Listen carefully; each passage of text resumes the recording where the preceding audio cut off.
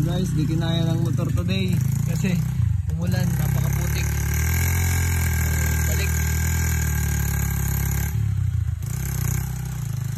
Balik si Kiano, di ako nahatid sa taas. Pauwi na siya.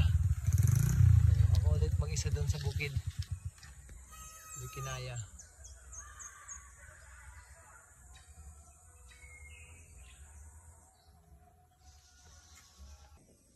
Yung guys, nandito na ako sa Kubo. So naglakad lang ako. Di kinaya ng motor, kanina nga sinabi ko. So magandang panahon ngayon, hindi mainit. So makakapag-linis tayo ng maayos sa paligid. Yung guys, oh, medyo madamo na naman. Kasi umulan. Mabilis tumubo yung mga damo kapag umuulan-ulan. Yan, hanggang sa taas doon.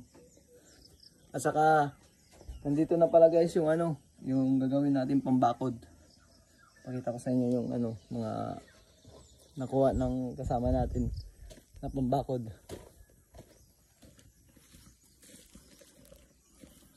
To, kunti pa siguro to, kulang pa to. Pero at least makapagsimula na tayo kapag hindi na busy yung kasama natin. Yan guys, yun ang gagawin natin pambakod. Kasi yan, Madrid Cacao yan. Nabubuhay siya. Pag pinos din natin to, nabubuhay to, kaya magiging matibay yung natin, yung bakod. Dito pala natin yan nilalagay guys, dito. Yan. Yan sa gilid na yan.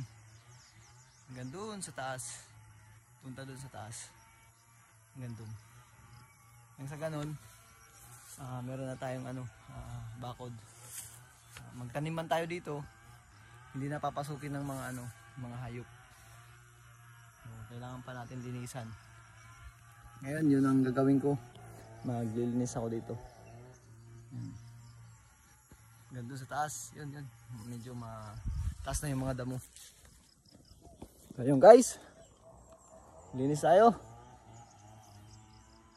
Let's go!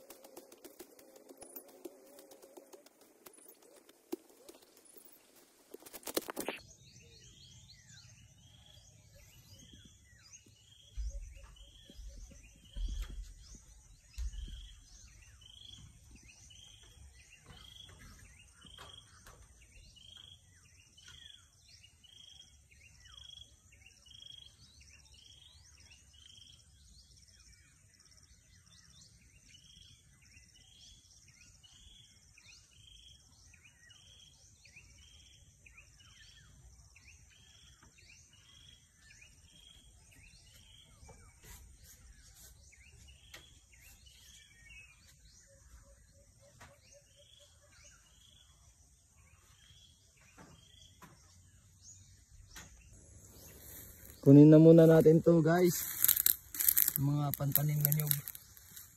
Sayang, marami-rami din to. Yan pa, itatanim natin to sa sa dapat na pagtamnan.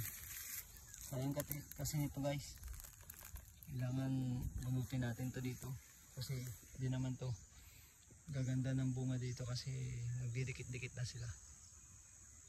So yun guys, kunin muna natin.